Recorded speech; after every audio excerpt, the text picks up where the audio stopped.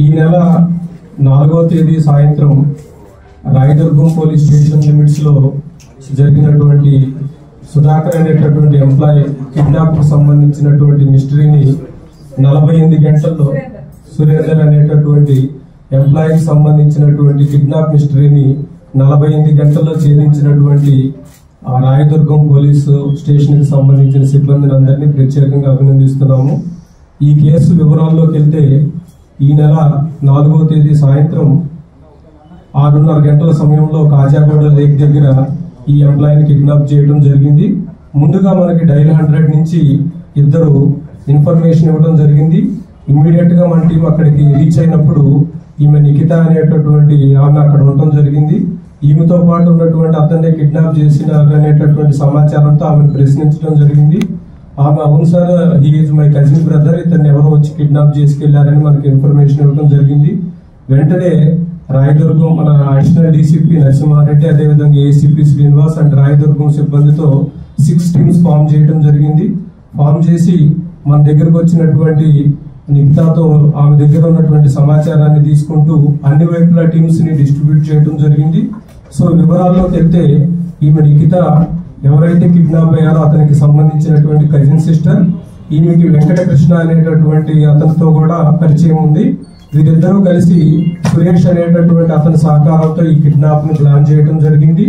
ఈ కిడ్నాప్ చేసిన తర్వాత వాళ్ళు కిడ్నాప్ అయినటువంటి అతనికి సంబంధించినటువంటి భార్యకు కాల్ చేసి 2 crores డిమాండ్ చేయడం జరిగింది.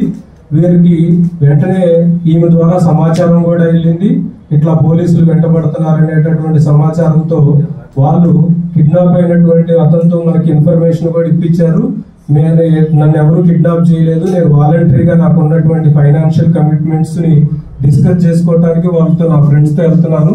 సో పోలీసుల్ని ఎట్టి పరిస్థితుల్లో సహకరించాల్సినటువంటి అవసరం లేదు, నేను వాలంటరీగా తిరిగి వస్తానని మనకి నమ్మబలికించడం కూడా జరిగింది. దాన్ని బేస్ చేసుకుని అయినా కూడా వాళ్ళు మాకేం ఇన్వెస్టిగేషన్ అవసరం లేదన్నా కూడా మేము మా టీమ్స్ ని కంటిన్యూ చేయడం జరిగింది. సో వీళ్ళు ఆమన్గల్ కడతాల్ రూట్ లో వెళ్తున్నట్లు మనకి ఇన్ఫర్మేషన్ వచ్చింది. మధ్యలో వెహికల్ బ్రేక్ డౌన్ అయినప్పుడు కూడా ఎవరైతే కిడ్నాప్ అయినప్పుడు అక్కడ ఉందో ఆమె నిఖిత ఒక వెహికల్ ను కూడా వాళ్ళకి ప్రొవైడ్ చేయడం జరిగింది.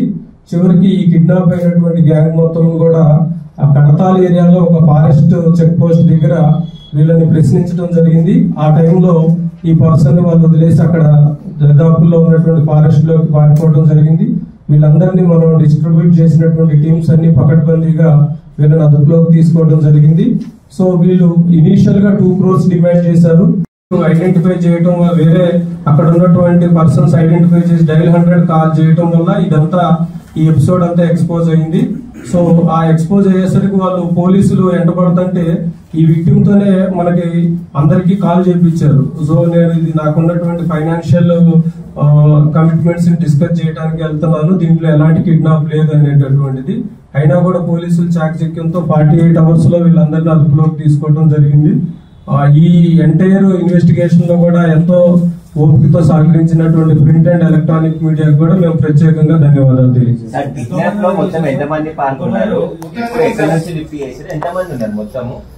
సో యాక్చువల్ గా అయితే 7 members ఉన్నారు. But main conspiracy is between Nikhita, Venkatakrishna and Suresh.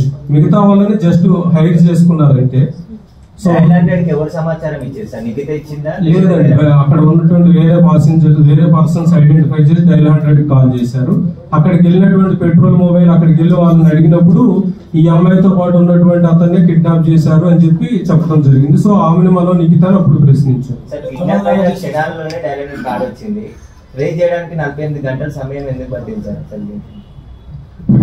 ఏదైనా సరే ఒక ఇష్యూని మనం 360 degrees లో యాంగిల్ లో అబ్జర్వ్ చేయాలి. ఏదైనా సరే డిటెక్ట్ అయిన తర్వాత మనకి అది చాలా చిన్నది అనిపిస్తుంది.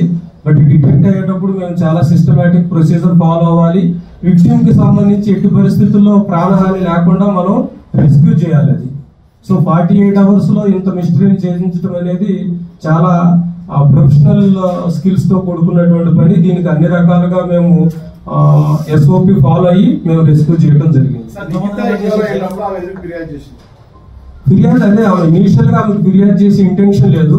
బట్ డైల్ 100 కి మనం అక్కడికి వెళ్ళినప్పుడు అక్కడ ఎవరైతే డైల్ 100 చేశారో వాళ్ళు ఈ నిఖితాన్ని చూపించారు. ఈమెతో ఉన్నటువంటి అతన్ని కిడ్నాప్ చేశారు, ఈమెకు ఇతని గురించి తెలిసే అవకాశం ఉందన్నప్పుడు మేము ఆమెను ప్రశ్నిస్తే ఇనీషియల్ గా అట్లాంటిది ఏం లేదు, బలవంతాన్ని ఏదో లాక్కుపోయారని చెప్పింది. But later she has to reveal everything.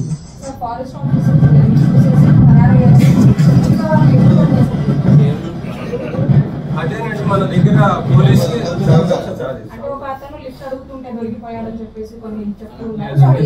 So అందుకనే ఎలాంటి స్పెక్యులేషన్స్ కి తావు లేకుండా జరిగినటువంటి ఇన్వెస్టిగేషన్ మొత్తాన్ని మేము ముందు పెడుతున్నాము. సో అక్కడ మనం అన్ని డైరెక్షన్స్ లో మనం టీమ్స్ ని పంపించడం జరిగింది. సో మనకి ఈ టోల్ ప్లాజాస్ దగ్గర కానీ ఇటు దగ్గర కానీ ఏదైతే వెహికల్ లో వాళ్ళు స్విఫ్ట్ డిజైర్ లో ఫస్ట్ కిడ్నాప్ చేశారో దాన్ని ట్రాక్ చేశాము. ఆ తర్వాత ఆ వెహికల్ బ్రేక్ డౌన్ అవడం, మరలా ఈ నిఖిత వెంకటకృష్ణ కలిపి వాళ్ళకి విక్టిమ్ కి సంబంధించినటువంటి కారుని తీసుకెళ్లి మరలా ఇచ్చారు. సో ఆ కారులో మరలా వాళ్ళు వెళ్తున్నప్పుడు అక్కడ ఫారెస్ట్ చెక్ పోస్ట్ దగ్గర వీళ్ళందరూ మాస్క్లు వేసుకొని ఉంటాం. మాస్కుల్లో ఉన్నప్పుడు వాళ్ళు ఫారెస్ట్ అఫీషియల్స్ కి అనుమానం వచ్చి వివరాలు అడిగినప్పుడు వెంటనే ఇతను రివీల్ చేయడం, ఇట్లా నన్ను హైదరాబాద్ నుంచి కిడ్నాప్ చేస్తున్నారని అప్పటికే మనం అన్ని చోట్ల తెలిసిన తర్వాత మెల్లిగా 20 lakhs వరకు కూడా వీళ్ళు ఇమీడియట్ గా 20 lakhs ఇచ్చినా మేము వదిలేస్తాం అనేది కూడా వీళ్ళు డిమాండ్. తర్వాత 2 crores నుంచి 1 crore 70 lakhs, 1.5 crore, 1 crore 50 lakhs, 20 lakhs వరకు కూడా వచ్చారు. చివరికి పోలీసుల నుంచి మనకు తప్పించుకునే అవకాశం లేదని తెలుసుకొని ఆ కిడ్నాప్ చేసినటువంటి అతన్ని వదిలిపెట్టి వీళ్ళు వెళ్ళిపోవటం జరిగింది. ఈ ఎంటైర్ ఆపరేషన్ లో కూడా పోలీసులు 48 hours లో మొత్తం చేంజ్ చేయడం జరిగింది. అయితే ఎవరైతే దీనికి ప్లాన్ చేశారో సురేష్ అనే అతని మీద ఇప్పటికే 21 క్రిమినల్ కేసెస్ ఉన్నాయి. ఇదే గ్యాంగ్ ఇంతకు ముందు మన దగ్గర గచ్చిబౌలిలో కూడా అయినటువంటి ఒక కిడ్నాప్ కేసు కూడా ఇన్వాల్వ్ అయ్యారు, అది కూడా డిటెక్ట్ అయింది. సో ఈ సురేష్ అనేటువంటి అతను ఒక 21 కేసెస్ లో ఉన్నారు. ఈ వెంకటకృష్ణ అనేటటువంటి అతను నిఖిత్కి ఎవరైతే అసిస్ట్ చేశారో వీళ్ళిద్దరూ ఒకే చోట ఎంప్లాయీస్ గా చేస్తున్నారు. ఇద్దరు మ్యారేజ్ చేసుకోవాలనుకుంటున్నారు. సో మ్యారేజ్ చేసుకోవడానికి ఈ అమౌంట్ కనుక వస్తే మనకి హ్యాపీగా మ్యారీడ్ లైఫ్ లీడ్ చేయొచ్చు అనేటటువంటి ఇంటెన్షన్ తో ఇది ప్లాన్ చేయడం జరిగింది.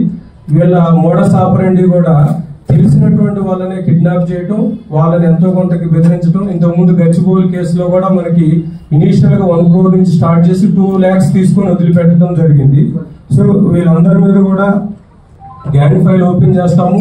మెయిన్ అక్యూజ్డ్ మీద పీడీ యాక్ట్ కూడా ఇన్వోక్ చేయడం జరుగుతుంది.